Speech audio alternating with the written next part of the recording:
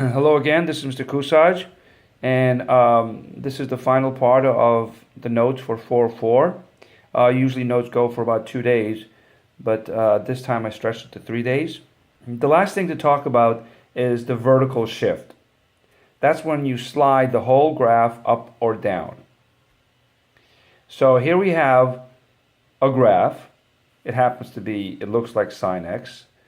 There's no labels because I'm trying to show you what shifting does. So vertical shifting is when you go up or down. So what I did was I took this graph and shifted it down. So a vertical shift down. Notice that instead of going through the axes, it goes through this new axis. We don't call it axis anymore, we call it the midline. So it's going through this new midline, right?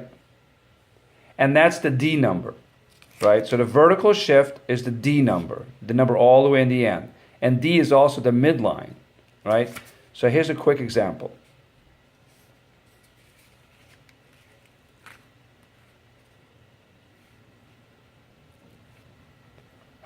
Here's a quick example. I want to graph y equals sine x plus 2. So this is my D number. So this tells me that I should shift up 2 units, right? So what I did was when I made my axes, when I put in my units, I knew I was going to be 2 up, so I went up from, instead of just 1 up, 1 down, I went all the way up to 3. So here is here's the parent graph. Here's the graph of just plain old sine x. And then I move this midline, I move it 2 up because D equals 2. So I move it 2 up and I do the same exact graph up here. That's it. I have shifted vertically this graph, sine x, I have shifted it 2 plus 2. Sine x plus 2. That's all the possibilities, and what I did was I put them all in one place. So when you see a sine or a cosine function, these are all the places that you can see numbers, and depending on which one you're talking about, it does different things. So remember, the amplitude was the A number way in the front.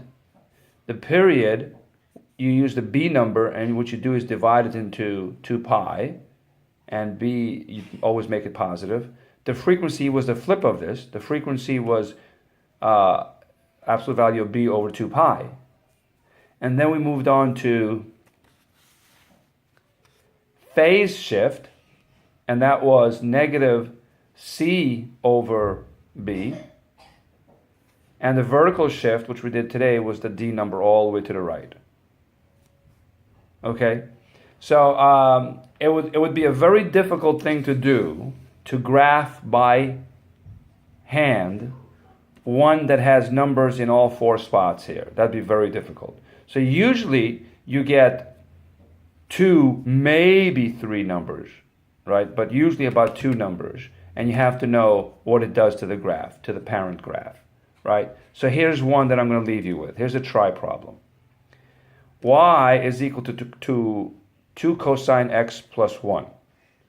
So what are we doing here? We're doing y equals cosine x. The amplitude, that means it's stretched to 2. And then it's the whole thing. After you stretch it 2, the whole thing is shifted up 1. So what will that look like?